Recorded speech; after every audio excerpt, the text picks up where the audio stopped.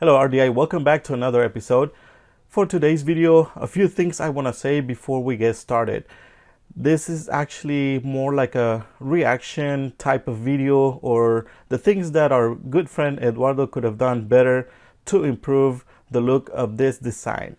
Also, another thing I want to make clear is that we are not criticizing, quite the contrary. We applaud him for having decided to go ahead and do this project. This was his very first project. And few things that you got to know is that he vectored the image, he cut the vinyl himself, he whittled everything out. The only things that we helped him with was applying the transfer and doing the installation. So he gets most of the credit because he did most of it, and consider that this was the very first project, and this is the reason why we want to do this video. Hopefully he and other people can learn a few things that they could do to improve their designs. So now that we got that out of the way, by the way, actually we have this video in our YouTube channel. If you want to check it out, make sure you check out our channel and you will find it there to see how everything went with the installation and all that stuff. So let's start with the first thing that we believe he could have done. And this is one of the mistakes that we used to make at first, or I should say myself. If you see here the phone number, he used a parenthesis, which sometimes the customer doesn't really care. The first thing, I think he could have completely get rid of the parenthesis, and let me show you the difference. And I'm going to put it in a surface to show you how it changes, or it makes it look better when you don't use that, or even if you want to keep using it, a few things that you can probably change to make it stand out even more. So this is what we do nowadays. We get rid of the parenthesis, but even if you want to keep using that parenthesis, you can still do a few things. Like, let's go back, and I'm gonna leave some space here. Here you can see that the parentheses, they are not completely aligned or center. I mean, the picture was taken at a certain angle. They don't look, I mean, they look a little crooked, but they weren't crooked, but it's due to the angle. But let me go down here and show you the parenthesis. It's not completely aligned with our numbers. So if you wanted to keep using those parentheses, the thing that you could do, just click on the font or the letters, just break them apart, do another break apart, because if you do not do a second break apart, you still have this combined, so you have to do another break apart. Now what I'm going to do, I'm going to select one, and then I'm going to click on the shift button and just click on top of the other parentheses. I'm skipping the 3, 1, and 7. So I just selected those two, and I'm going to give them some color so you can see. Now what I'm going to do, I'm going to move them up a little bit, trying to center them, because honestly they look a lot better when you align them. Or maybe this is just a personal opinion. I'm not criticizing our good friend Eduardo. This is just to give him a better idea of what he could do to improve this design. And let's go down here. Let's pretend that we have this surface. It's at a certain height, but we don't have any restrictions when it comes to the width. And if you were to use parentheses, you are very limited, because the parentheses are way bigger than the numbers. And if you get rid of them, you can easily increase the number. Let me show you here. The bottom one without parentheses, this is the size 313, and if you click on the one on top, is the same size. And this is how you can sometimes you can be limited to a certain size when you have those parentheses. So in my opinion, this is a good thing to do, to get completely rid of them if you can. Another thing that he told us afterwards, and I'm sure a lot of people will relate to this, is the spelling. I know this is in Spanish, but we all missed this part. We didn't notice that there was a misspell, and like I said, he brought everything with it out. He didn't have the machine. We could have easily used our machine to fix that, but again, we missed this part. All of us did, and like I said, you know, we are guilty of this too. It's happened so many times that we misspell. So this is just one thing that we got to keep an eye on, and no matter how long you've been doing this, I'm sure this is going to keep on happening. But just a reminder that just to always double check your spelling. That's another tip that we can give you now that we are talking about this. And here, one thing that I want to show also is about the colors for the background. The reason he did it like this one here, the top part, Guatemala. You can easily read it from far away, from up close, but I think what happened is that he printed or he cut different just to have extra decals, or I'm not really sure. I completely forgot the reason why he brought different colors, but this side looks great, but on this other side, if you guys can see here, you can barely read this section because of the background. It's not completely I mean, there's not really any contrast, and like I said, there was a reason why he did it like this, but this is just another reminder of something to keep in mind if you are just getting started. And now I'm going to show you what we think he did. This is all he had, the information that he had. He had just a picture of the business card, and I assume the way he did, he vectored the logo was just to do a bitmap. And I'm going to show you how we do that. Okay, so I'm going to show you that this is just a picture. You can move it around, and we just clicked on it. And for those that are just getting started, this is how you can bitmaps. You can bitmap a logo. Just go here, click on the bitmaps button, and then go to this is what we go how we do it anyways. Outline trace, clip art, and it takes a few seconds to vector the image. And let me show you what we get.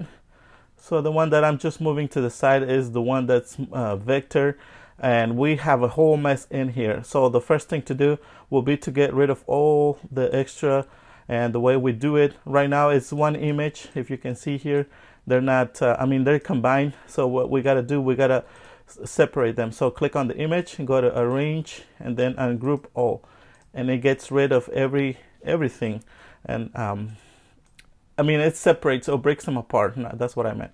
Now I'm gonna get rid of this section here, and then I can get rid of this. Basically, I'm just going to get rid of all the extra that we do not need, and I'm gonna try to do it fast. And if you let me, before I get rid of this here, the inside of the letter, this is the reason why he got this section inside. I mean, it won't really make much of a difference because of the background, but I believe this is the reason why he got this white section here, the one down here and down here. I'm not saying this is wrong, but I'm saying that probably something can be done about this, but we'll get to that as we get into working on this design. But for now, what I'm gonna do, I'm gonna go to wireframe and show you how bad if you were to use this logo. Like you can see, there's a whole mess in here. I mean, you could still use this, and you can cut it with the printer. I mean, with the vinyl cutter. I keep saying printer, I don't know why, but you can use this to you can actually send it to the vinyl cutter, and it will cut, but it will do every single line that you see here. So there's a huge mess, and I know that when we are first getting started, we don't really have a clue how this works, but that's why I'm making this video. And now I'm gonna get rid of a few things that we do not need, and I'm gonna get rid of this. Before we keep on going, actually, I'm going to show you, I'm not going to get too much into details about this, but if you have something like this, I know for sure that we cannot find this font down here, but let's pretend that you have a different font. There's another way. We have a video about that. Let's go to this website, Font Squirrel. This is how you can find it. Just type it in, fontsquirrel.com, and up here they got, let me refresh it. So you can see how it looks when you first click on the website. There's a section here, it says font identifier, and you can always upload an image or a picture of certain font. And this is the one we used, but just to show you something here, and you can upload that image. Let's go here and find it.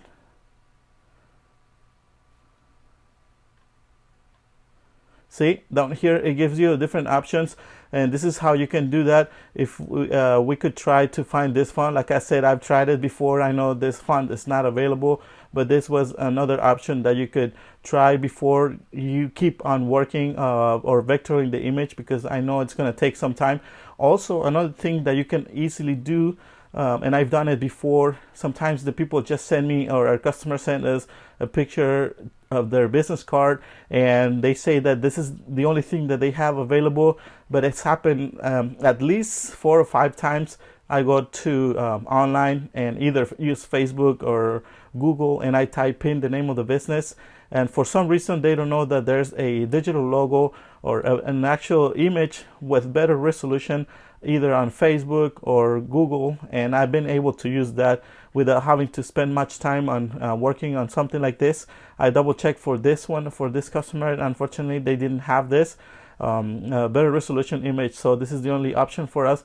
But like I said, in the past I was able to find other logos that not even the customer knew that they had them online, and I was able to use that. So that's another point that you can use. Just try to find out and see if they have that on their social media. Okay, now for what I was going to do, I'm going to get rid of everything, all like the fills and the outlines and all that stuff. I just need the brown part of the logo, the letters here. Okay, I got rid of like the extra lines that we didn't need, and what I'm going to do right now, I'm going to weld our just this section, the bakery part, and I'm going to give it a different color just to see if I missed any other sections, but I didn't. And what I need to do, I'm going to weld the whole thing just to have just one image. And now we have it all in one image. And now what we can do, we can just bring this on top of our main or the original image, so we can get a better idea how we can fix the little details that we have. I assume our friend Eduardo, he didn't do this, he didn't take care of this, because let me just get up close here in the picture and show you how, like, certain areas it looks distressed. I mean, honestly, it doesn't really look bad. It looks like it was done on purpose, but if you are like me, you don't like to see these little details, you can always fix them. And again, I'm not saying it looks bad, but it's just it makes it look like it was done on purpose. But this is how you can fix that. Now let's click on the letters that we just brought to on top of our business card, and I'm gonna go back and give it a red color. And this is how you can fix the little details. I selected the bakery part, and then click on the shape tool, and if you guys can see, the font of the letters highlighted. And let's find a place where you can definitely see where it can be fixed. Like if you get really close, you can see like the little details. Sometimes all you have to do is just highlight those I don't know what these would be called, knots, and you can just get rid of them. And let me show you. Let's go back one step, and now let's go forward and see how it looks much better now. And we can do that to every single, or not every single one, but because if you do the wrong one, sometimes the letter, it will lose its shape. So you just gotta be careful. Try to select the ones that work and the ones that don't really affect the image. But see, and so I'm gonna do that to every single one of them. And this is why you gotta bring it on top of the original, because you can see where the line has to be. You can always bring it or move it a little bit to its original position. And this is what I'm gonna do. And here, if you can see, we can always go to wireframe also, and we can see a little bit better here. I'm gonna move it here and see if it doesn't lose its shape. And this is why you gotta be really careful. Sometimes when you get rid of certain knots, it will change the shape of the image, and this is one thing that you just gotta keep an eye on.